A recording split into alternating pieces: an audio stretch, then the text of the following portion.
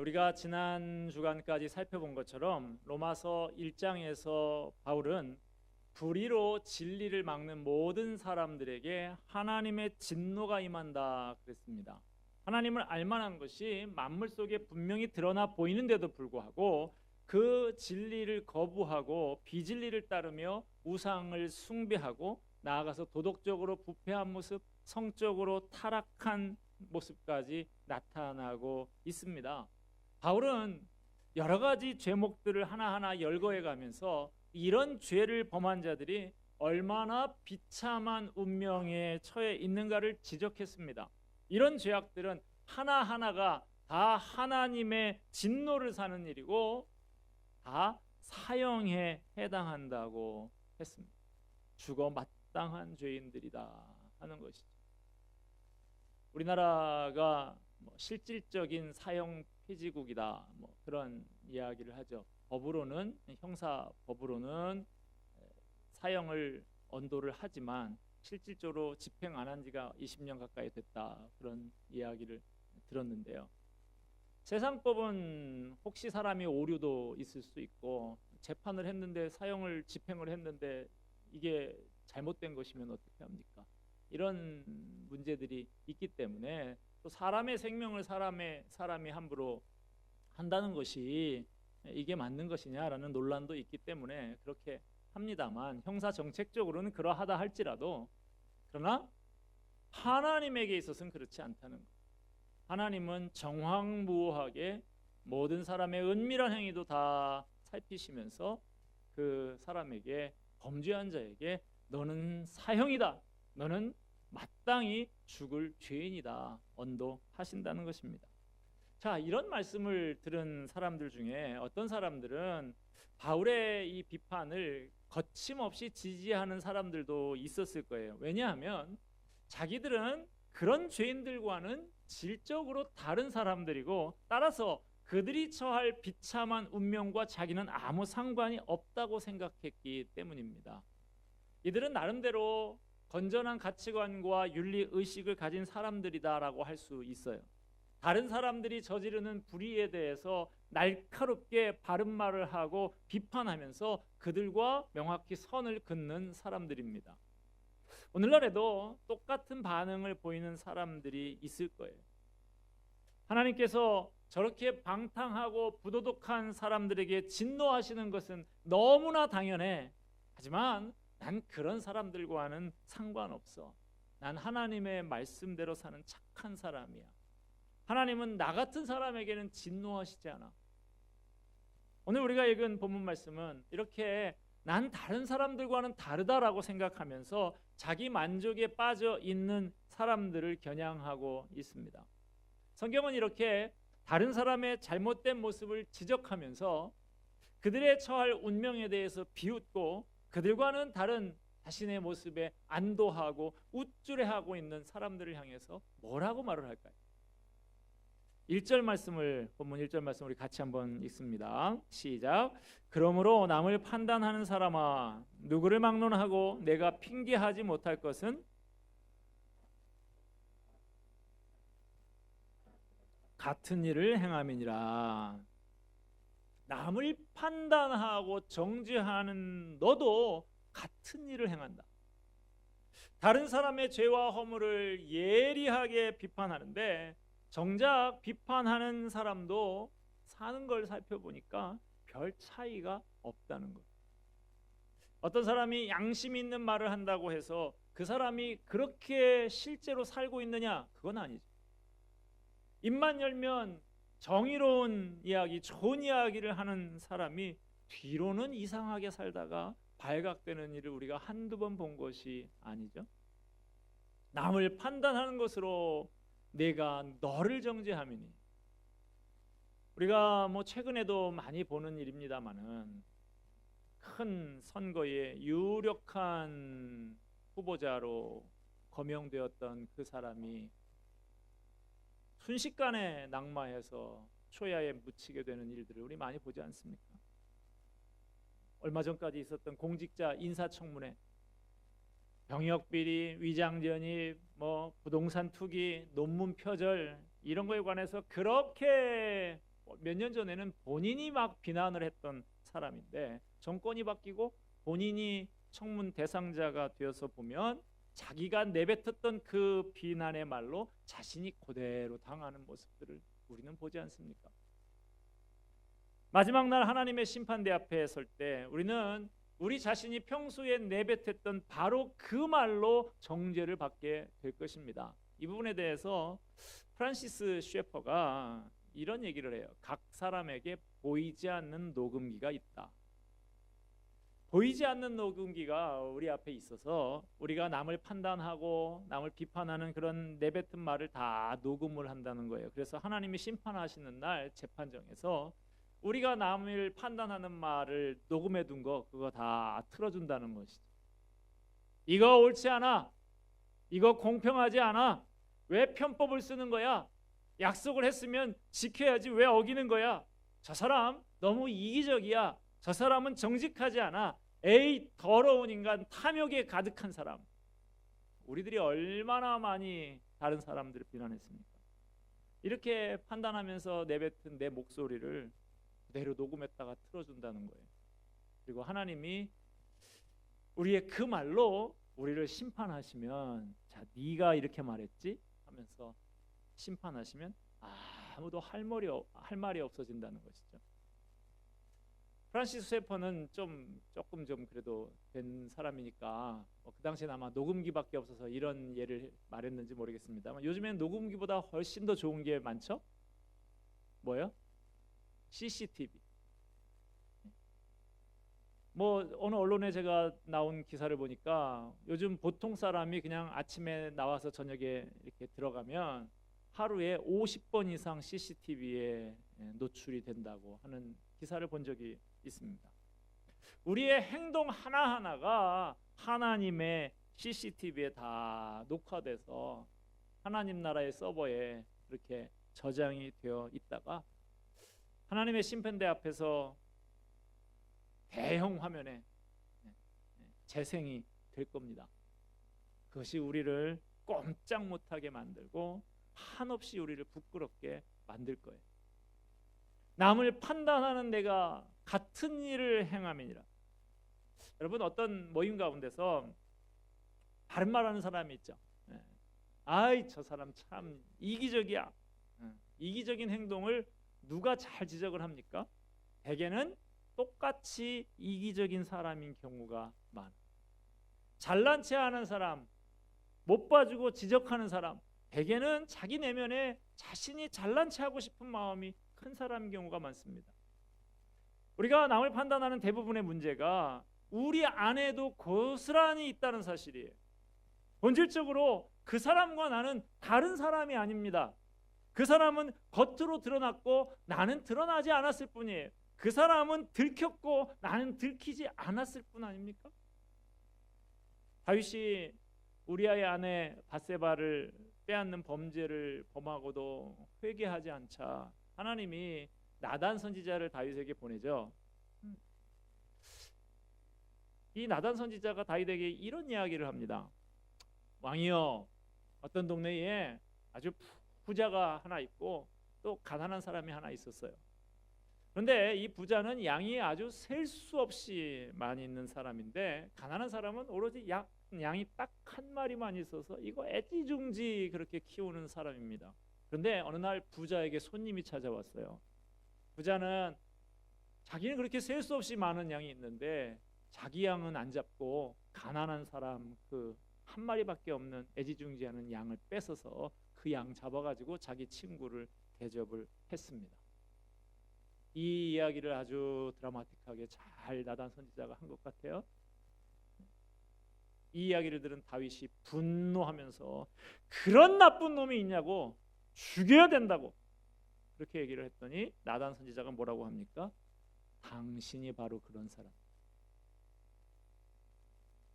이 왕의 권한을 가지고 이 세상에 얼마나 예쁜 여자 얼마든지 당신 아내로 삼을 수 있는데 그 당신을 위해 충성하는 그 장군의 그 아내, 지금도 전쟁터에서 목숨을 걸고 싸우고 있는 그 사람의 하나밖에 없는 아내를 그렇게 범한단 말이냐, 요 녀석아. 네 입으로 말했지 죽여야 된다고. 이렇게 말을 합니다. 여러분, 이것이 다윗만 들어야 하는 이야기는 아닙니다. 바로 우리들의 이야기예요. 남을 판단하는 것은 빨라서 쉽게 흥분하고 분노하고 그럽니다. 그러나 그런 판단을 가지고 자기를 돌아보고 판단할 줄은 잘 몰라요. 우리 속담에 남의 흉 한 가지면 내 흉은 10가지다라는 말이 있죠. 미국 속담에는요, 남을 향해서 손가락 한 손가락 가리키면 자기를 향해서는 3손가락이 온다. 무슨 말인지 아시겠어요? A 이렇게 손가락질을 하면 손가락 하나 가잖아요, 저쪽으로는. 그러면 나한테는 몇 개가 오고 있어요? 3개가 나를 향해서 오고. 인간은 교만해서 남의 문제는 잘 보지만 자신의 문제는 잘 보지 못합니다. 예수님께서도 산상설교에서 말씀하시죠. 남의 눈에 조그만 티끌은 보면서 제 눈에 있는 대들보는 보지 못한다고 말씀하시지 않습니까? 우리는 다른 사람의 죄와 허물을 통해서 우리 자신의 모습을 돌아볼 줄 알아야 합니다. 다른 사람에게서 보이는 불의와 이기심과 무례함과 불통의 모습, 바로 나 자신의 모습을 비춰보라는 거울인 것이죠. 우리 본문 3절 말씀을 같이 읽도록 하겠습니다. 3절 시작. 이런 일을 행하는 자를 판단하고도 같은 일을 행하는 사람아, 내가 하나님의 심판을 피할 줄로 생각하느냐. 남에게 손가락질을 하고 비난하는 것을 통해서 자신은 그들과 비교할 때 의롭고 선하다고 생각하고, 그러므로 하나님의 심판은 나하고는 아무 상관이 없는 일이라고 생각하는 사람을 향한 준엄한 꾸짖음의 말씀입니다. 남들을 향해서 손가락질하면서 너는 예외라고 생각하냐? 너라고 하나님의 심판을 피할 줄 아느냐? 착각하지 말아라. 너도 그들의 운명과 다르지 않다. 너도 하나님의 진노의 대상이다. 이 말이. 어쩌면 로마서 1장과 2장은 예수님께서 말씀하신 소위 탕자의 비유를 풀어서 설명하는 것 같이 느껴집니다. 누가복음 15장에 나오는. 두 아들을 둔 아버지가 있었죠. 둘째 아들이 아버지 앞에 가서 내 유산 주세요, 미리 주세요 해가지고 아버지 곁을 떠나서 방탕한 생활로 아버지의 재산을 다 탕진해 버렸습니다. 반면에 맏아들은 아버지 곁을 떠나지 않고 아버지가 시키는 대로 열심히 성실하게 일을 했어요. 언뜻 보면 이 비유에서 아버지의 마음을 아프게 한 탕자는 둘째 아들뿐인 것 같아요. 그런데 사실은 아버지의 뜻을 거부하며 마음을 아프게 한 탕자가 하나 더 있습니다. 맏아들, 그 작은 아들이 회개하고 돌아왔을 때 아버지가 그를 끌어안고 환대를 하고 잔치를 하는 그 모습을 보고 아버지에게 성질을 부리면서 막 대들죠. 아버지가 재산을 다 말아먹은 이 방탕한 자식과 평생 아버지 곁에서 섬긴 나를, 우리 둘은 정말 전혀 다른데 이 방탕한 녀석을 나보다 더 잘 대접해 줄 수가 있는 거냐고 성질을 내고 들이받습니다. 우리가 지난주까지 살펴본 로마서 1장은 하나님 곁을 떠나서 방탕한 삶을 사는 둘째 아들 같은 사람, 전형적인 탕자 같은 사람들을 향한 메시지, 이게 로마서 1장의 이야기입니다. 오늘 우리가 살피고 있는 로마서 2장은 하나님 곁에 머물면서 나름대로 선하게 살았다고 자부하는 맏아들 같은 사람, 나는 보상과 축복을 받아서 마땅하다고 생각하는 사람을 향한 메시지가 오늘 메시지. 바울은 말하기를 둘째 아들 같은 사람이나 맏아들 같은 사람이나 매 한 가지라는 거예요. 다 탕자라는 것입니다. 모두 다 하나님 아버지의 뜻을 거역하고 그 마음을 아프게 한 죄인들이라는 거예요. 모두 다 하나님의 진노의 대상이요, 하나님의 심판을 받아 마땅한 죄인들이라는 것입니다. 4절로 가볼까요? 4절 말씀 같이 있습니다. 혹 내가 하나님의 인자하심이 너를 인도하여 회개하게 하심을 알지 못하여 그의 인자하심과 용납하심과 길이 참으심이 풍성함을 멸시하느냐. 우리가 죄를 지으면 하늘이 무너지든지 땅이 꺼지든지 죄 지은 사람 머리가 깨지든지 다리 몽댕이가 부러지든지 당장 벌이 내려야 될 것 같은데 그렇지 않지요. 하나님은 죄를 지을 때마다 바로 심판하지 않으세요. 오래오래 참고 또 참고 하십니다. 하나님이 얼마나 참으시는지 우리는 잘 이해하지 못합니다. 이 우주가 넓은 것을 이해하지 못하듯이 하나님의 인자하심을 우리는 잘 이해하지 못해요. 만약 하나님이 우리하고 같은 성품을 갖고 계신다면, 내 승질머리를 하나님도 갖고 계신다고 하면 이 세상에는 한 사람도 존재할 수 없을 것입니다. 다 죽고 또 죽고 골백 번도 더 죽을 거예요. 그러나 우리 하나님은 인자하셔서 길이 참으십니다. 천년을 하루같이 참으시고 당장 심판하지 않으십니다. 자, 하나님이 이렇게 인자하게 용납하시고 길이 참으시는 이유가 뭐라고 합니까? 회개할 기회를 주시는 거죠. 스스로 잘못됐다라는 것을 깨닫고 하나님께로 돌아오기를 간절히 원하면서 기회를 주시는 거예요. 제가 아는 어느 목사님네 교회에서 어느 여성도 하나가 남편의 일을 가지고 목사님에게 상담을 왔답니다. 남편이 불륜을 저질렀다는 거예요. 그 남편도 교회를 다니는 사람이고 말씀을 전혀 모르는 사람이 아니니까 아내가 눈물을 흘리면서 애원을 했대요. 빨리 잘못을 인정하고 회개하라고. 당신은 어쩌려고 이러는 거냐. 그런데 그 남편의 반응이 가관이더랍니다. 하나님은 나를 용서하시는데 너는 왜 나를 용서하지 못해? 아직도 믿음이 그 정도밖에 안 돼. 오히려 뻔뻔하게도 아내의 믿음을 탓을 하더라. 이 사람 하나님이 길이 참으시는 것을 악용하고 있는 것이죠. 하나님이 당장 심판하지 않으시고 참으시고 주시는 기회는 회개하고 바로 살라고 하는 기회인 것이지 결코 더 죄를 지어도 된다라고 하는 그런 뜻이 아니죠. 그런데 사람들은 하나님의 오래 참으심에 대해서 오해하고 멸시합니다. 내가 이렇게 죄를 지어도 내게 아무 일도 생기지를 않네. 이 정도는 괜찮은가 보다. 하나님이 괜찮다고 허락하시나 보다. 다른 사람들에 비하면 뭐 이 정도는 양호하지 뭐. 착각하는 것입니다. 안심하면서 점점 더 대담하게 더 깊숙이 죄의 길로 들어갑니다. 고집스럽게 회개하지 않고 점점 더 하나님의 진노를 쌓아요. 우리 5절 봅시다. 시작. 다만 내 고집과 회개하지 아니한 마음을 따라 진노의 날 곧 하나님의 의로우신 심판이 나타나는 그날에 임할 진노를 내게 쌓는도다. 착하고 성실해 보이는 사람, 겉보기에는 그런 사람도 실상은 그 내면을 보면 아주 자존심과 고집이 엄청나게 센 경우가 많습니다. 내면 깊은 곳에는 엄청난 교만과 고집이 자리 잡고 있어요. 그래서 참고 기다려주시는 하나님의 인자하심을 악용합니다. 오늘 우리가 읽은 본문 15절에도 나옵니다마는 사람에게는 하나님이 주신 양심이 있습니다. 내가 죄의 길로 자꾸 가면 양심이 나를 찌릅니다. 마음이 불편해요. 거리낌이 있습니다. 양심에 고발하는 소리가 들립니다. 이거 죄야. 너는 죄인이야. 회개해야 돼. 그런데 사람들은 이 양심의 소리를 외면하고 양심을 속입니다. 빨리 회개하고 하나님 앞에 가서 엎드리면 양심이 평안을 얻고 새롭게 살 길이 열리게 되는데 그렇지 않고 고집을 부리면서 자꾸만 하나님의 진노를 쌓아가는 거예요. 제가 어느 그 분의 얘기를 들으니까 이런 얘기를 하더라고요. 우리가 10계명은 계명이 몇 개입니까? 너무 미련한 질문을 제가 했죠.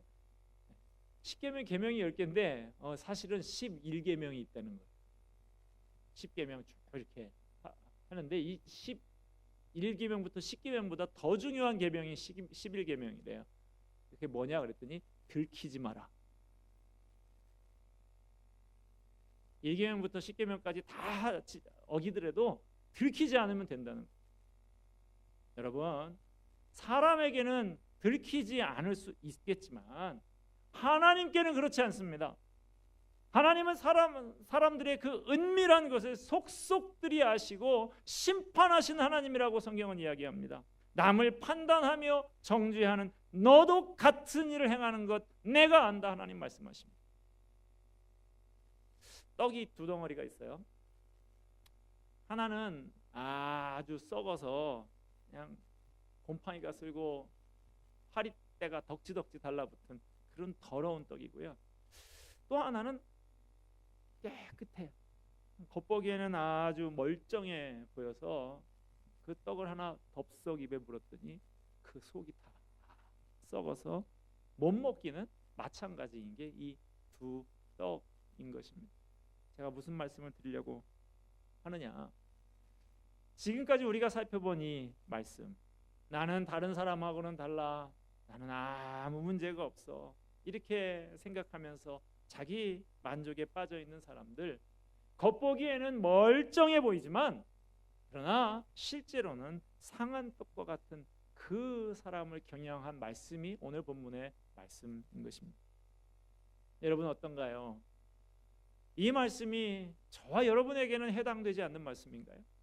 성령님께서 마음속에 찾아와 외치는 그 음성이 들리지 않습니까?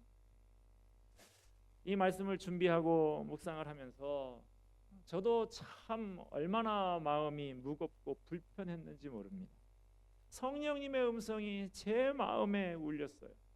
너 지금 이렇게 설교하려고 그러지? 너는 어떠냐? 착각하지 마. 너도 마찬가지야. 너도 다르지 않아. 너도 죄인이야. 얼마나 마음이 무거운지 모릅니다. 여러분, 착각하지 마십시오. 하나님 앞에 감히 뻣뻣이 고개를 들고 설 사람은 아무도 없습니다. 아무도 선한 사람이 없고 모두가 다 심판의 대상입니다. 하나님의 전적인 은혜가 아니고서는 가망이 없는 비참한 운명이다 하는 것입니다. 혹시 그래도 나는 다른 사람들보다는 좀 낫지 하는 착각을 하고 계시지는 않습니까? 이 시간 더 이상 고집 부리지 말고 하나님 앞에 솔직히 고백하며 겸손히 무릎 꿇어서 회개하며 하나님의 은혜를 구하는 저와 여러분이 되기를 바랍니다. 기도하겠습니다. 은혜와 사랑이 풍성하신 하나님,